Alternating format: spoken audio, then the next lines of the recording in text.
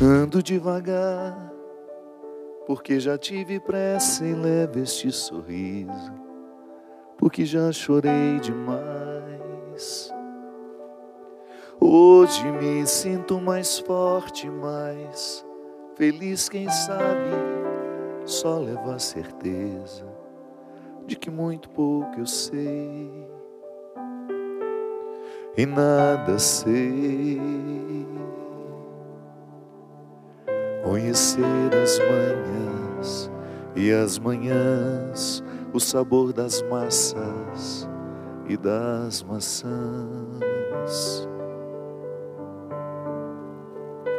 É preciso amor para poder pulsar, é preciso paz para poder sorrir, é preciso chuva para florir. Penso que cumprir a vida seja simplesmente compreender a marcha, ir tocando em frente. Como um velho boiadeiro levando a boiada, eu vou tocando os dias, pela longa estrada eu vou, estrada eu sou. Conhecer as manhãs e as manhãs, o sabor das massas e das maçãs. É preciso amor para poder pulsar, é preciso paz para poder sorrir, é preciso chuva para florir. Todo mundo ama um dia, todo mundo chora um dia, a gente chega e no outro vai embora. Cada um de nós compõe a sua história e cada ser em si carrega o dom de ser capaz e ser feliz. Conhecer as manhãs e as manhãs, o sabor das massas e das maçãs. É preciso amor para poder pulsar, é preciso paz para poder sorrir, é preciso chuva para florir.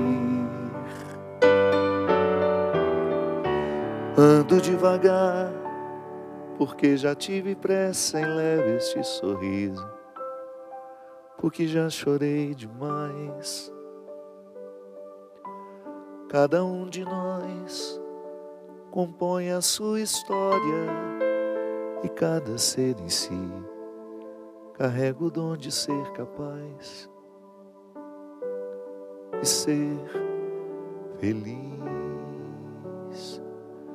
Muito boa noite, estamos começando mais um programa de Direção Espiritual. Boa noite, Christian. Muito obrigado pela presença, pela companhia.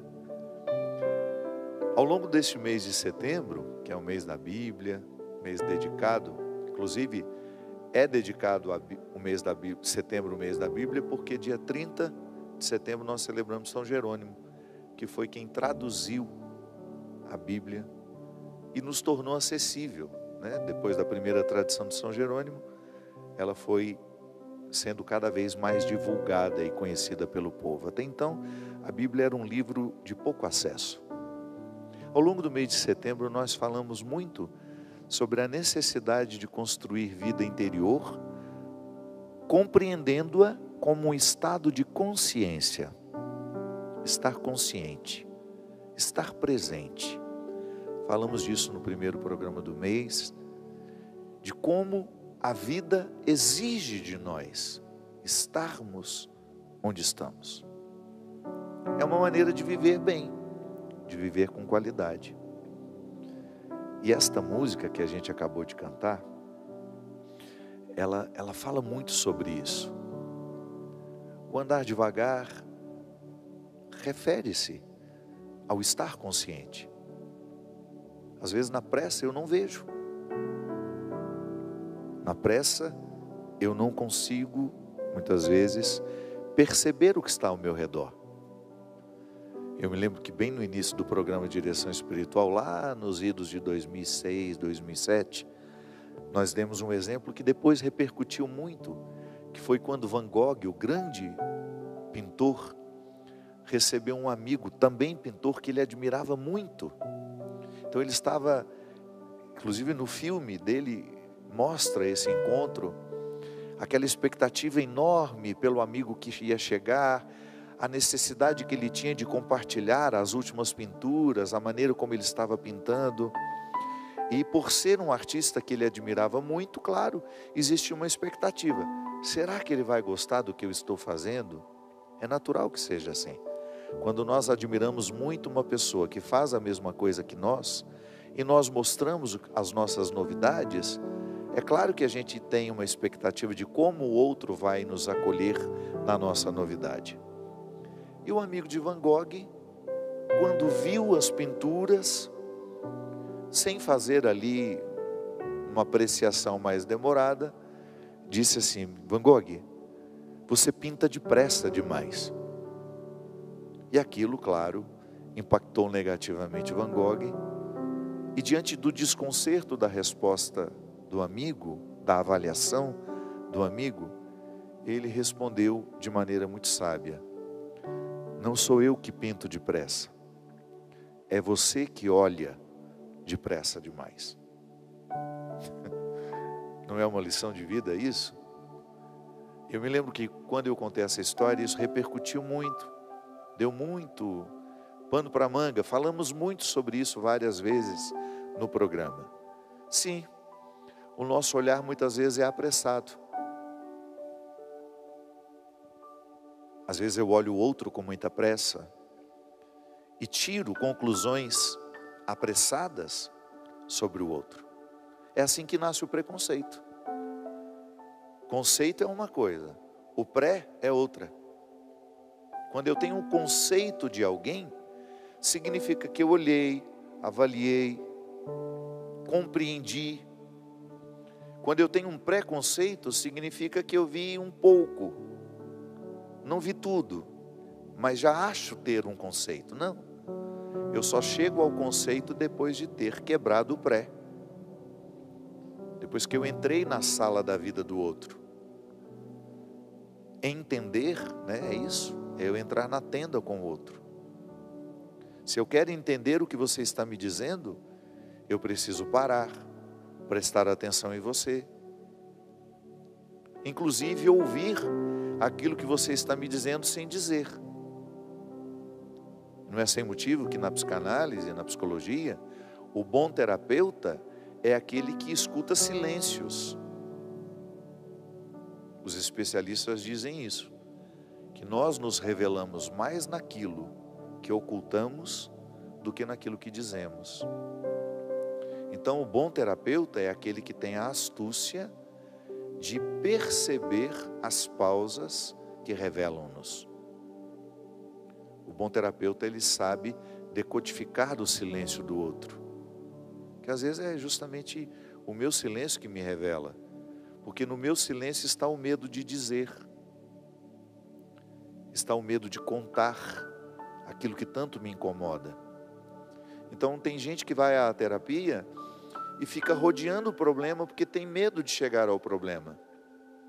O terapeuta, o bom terapeuta, ele tem essa mestria de ir puxando o cordão, puxando a nossa fala, porque o que nos fala, o que nos cura é o que a gente fala. Quando eu sou capaz de verbalizar um problema, eu já estou resolvendo boa parte dele. Quanto mais oculto estiver dentro de mim a causa do meu sofrimento, mais o sofrimento vai me oprimir. Aprender a falar sobre o que nos oprime é importantíssimo. Então, quando eu destravo e consigo falar sobre aquilo, ai, que alívio, não é? Numa sensação assim, eu vejo muito isso na confissão. Há pessoas que procuram o padre na confissão, minha gente, nem é tanto para confessar pecados, não, é para desabafar a vida. Tanto é que a gente precisa fazer uma diferenciação. olha, se você quiser desabafar, eu posso até ouvir o seu desabafo, mas agora você vai me contar o seu pecado. A gente resolve a confissão, eu faço a absolvição e está tudo certo. Depois a gente entra na sessão do desabafo, que vai ser o momento que você vai também ter a direção espiritual. Porque na confissão eu tenho limites. Eu não posso ficar comentando o seu pecado depois, por exemplo. Eu só vou escutar, entrar no entendimento com você de como você superar aquilo e acabou. Eu não posso, depois que você terminar de confessar, ficar comentando o seu pecado. Entendeu? É como se fosse antiético da parte do padre. Quando você volta para confessar comigo, eu não posso nem te perguntar, e aquilo, você já superou? Não posso. Pecado não se comenta. Você que tem o direito de dizer para mim. Eu, como padre, não posso ficar puxando a sua língua para você falar do seu pecado. Então, às vezes, por isso que é tão importante distinguir o sacramento da confissão da direção espiritual e do aconselhamento. Mas muitas pessoas procuram os padres na igreja é porque não tem o dinheiro da terapia. Está tudo certo. O padre, quando ele tem uma boa formação humana, ele é um bom terapeuta também. Ele sabe, ele entende de almas humanas. Já viu muito problema na vida. Então ele é um bom conselheiro, sim, ele pode ser um bom conselheiro. Então quando eu aprendo a falar sobre aquilo que me oprime, eu já estou curando um pouco daquilo que está me oprimindo. A palavra dita tem um poder enorme de retirar de nós.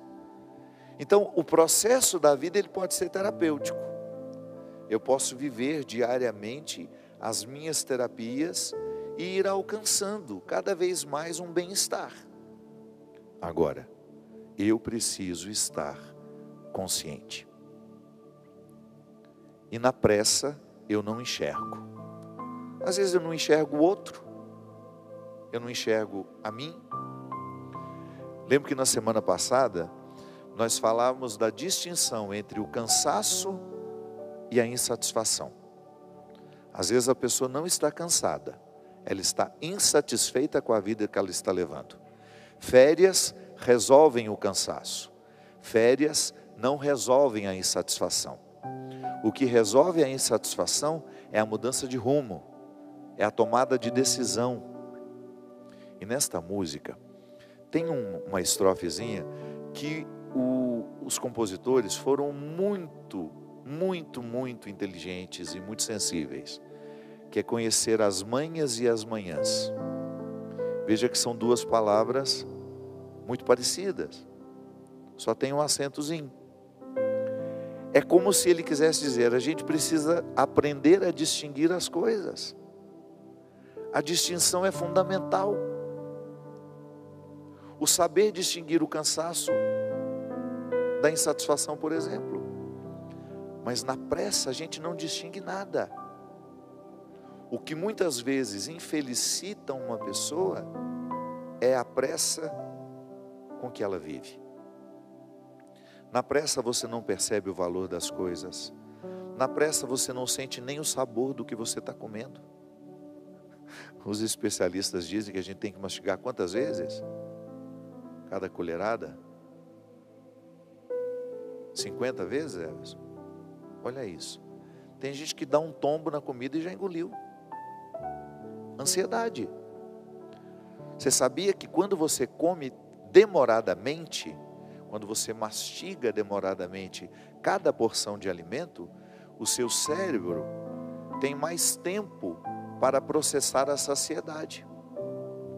Então aquele pratinho que você repetiria 3 vezes, porque você comeu depressa, você não teria necessidade de repetir se você comesse devagar.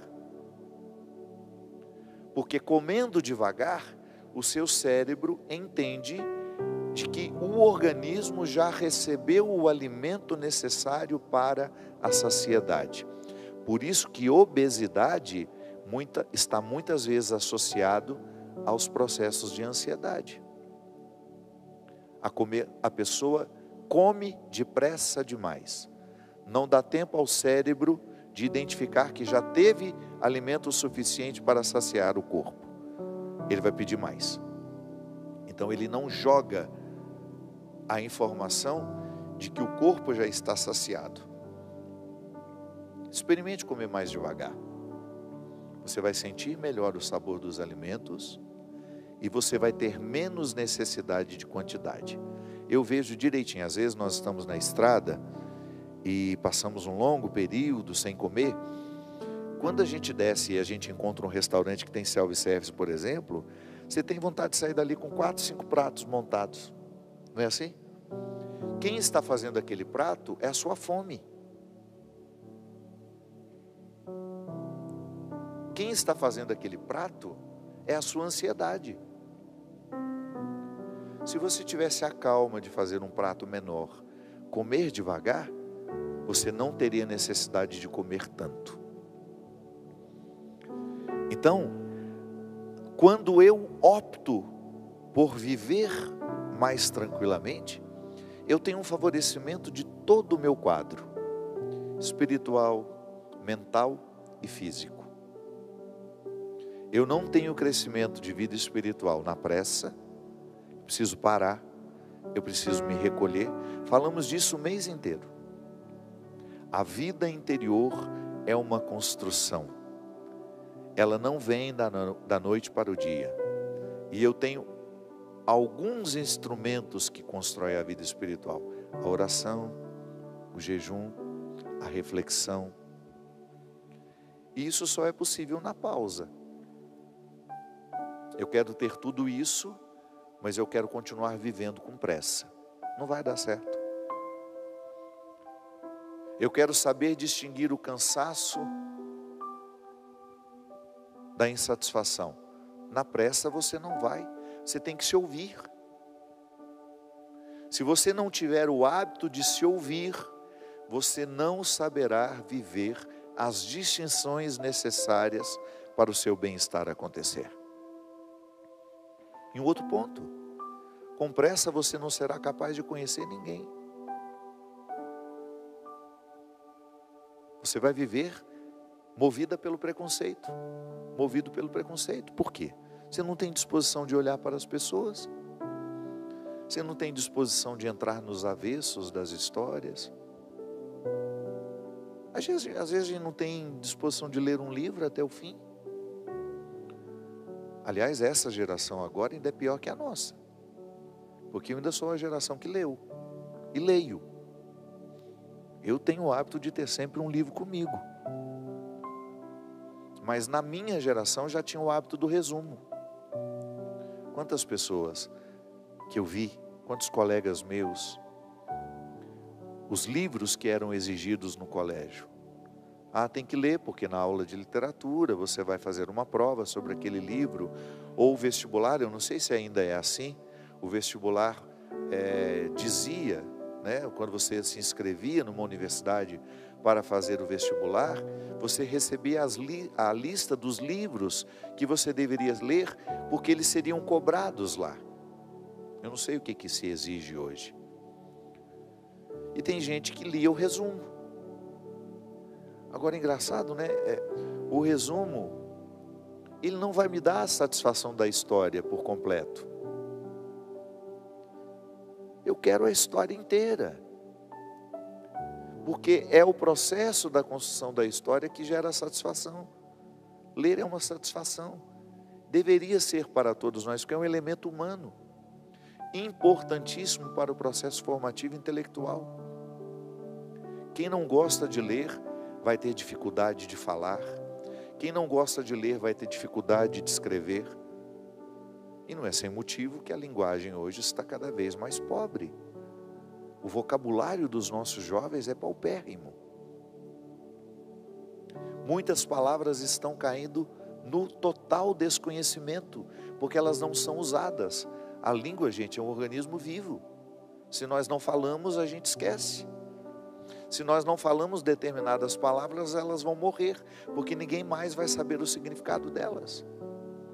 E tudo isso porque nós estamos num ritmo de vida apressado. Apressado. É pressa para tudo. E na pressa nós não estamos vivendo como poderíamos. Pode parecer estranho, né? Dizer que desacelerar é também conversão. Para você ter mais tempo para você ter mais tempo com as pessoas que você ama, para você ver seus filhos crescerem, percebê-los. Nós falávamos também aqui, em outro programa, que todo grande amor, se não é cultivado, morre. O vínculo, ele precisa ser cuidado. O cuidado um com o outro é que faz o amor prevalecer. Na pressa, dificilmente a gente ama alguém. A experiência do amor é sempre artesanal. Não foi sem motivo que Jesus se recolhia. Ele tinha sua vida intensa, sua vida missionária era intensa. Ele passava o dia se doando às pessoas. Ele passava curando, ele passava pregando, encontrando as pessoas.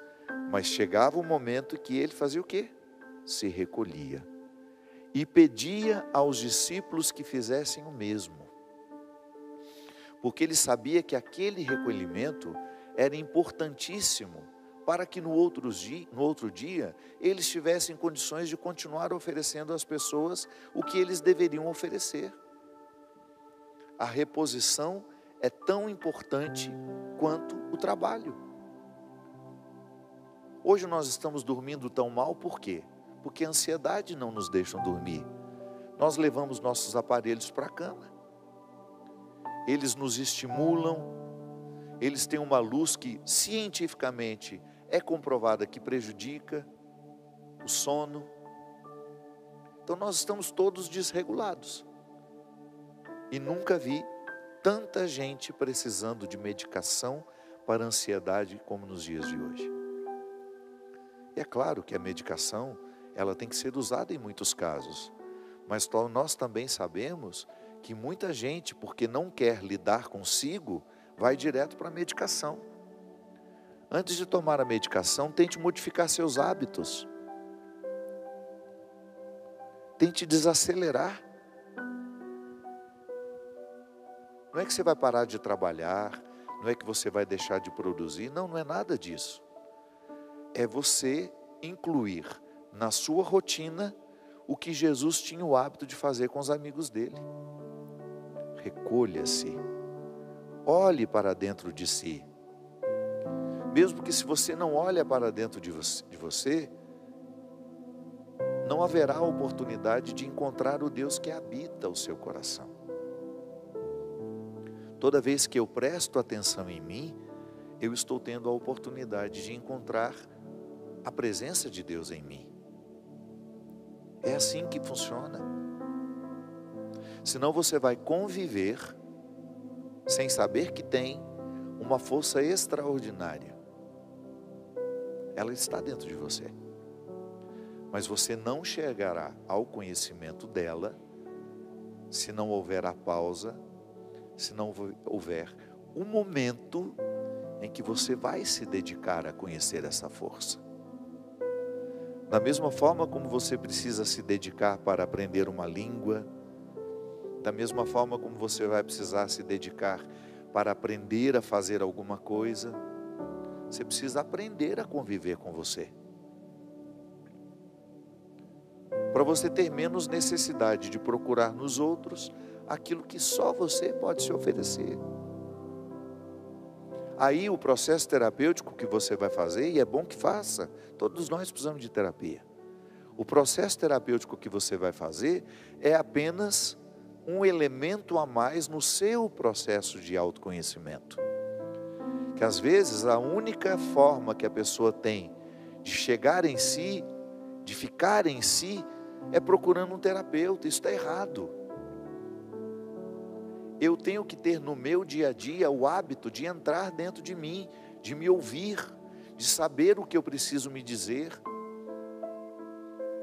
Porque sou eu o principal responsável por tudo aquilo que me diz respeito.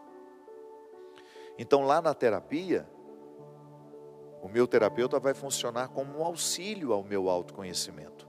Mas eu preciso ser o Senhor deste autoconhecimento. E quanto mais eu mergulhar em mim, muito mais eu vou mergulhar em Deus. Que é o mesmo processo. Não são dois caminhos. Eu digo isso sempre. Não são dois caminhos. Um que me faça chegar a Deus e um outro que me faça chegar em mim. Não, é o mesmo. Quando chego em mim, chego em Deus. Quando chego em Deus, chego em mim. E quando encontro essa presença dentro de mim, tenho o despertar da força dela. Eu acordo a presença de Deus dentro de mim. Voltamos aqui agora ao primeiro programa do mês, quando nós falávamos da importância de acordar o Deus que nos habita. Desperta, tu que dormes. Vem para fora, Lázaro. Muitas frases da Sagrada Escritura nos recordam a importância do despertar interior como uma forma de despertar a qualidade da vida. Que Deus nos abençoe neste propósito, hoje e sempre.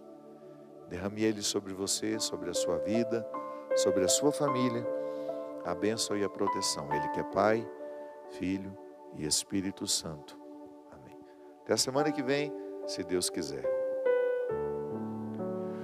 Todo mundo ama um dia, todo mundo chora um dia, a gente chega e no outro vai embora. Cada um de nós compõe a sua história e cada ser em si carrega o dom de ser capaz e ser feliz.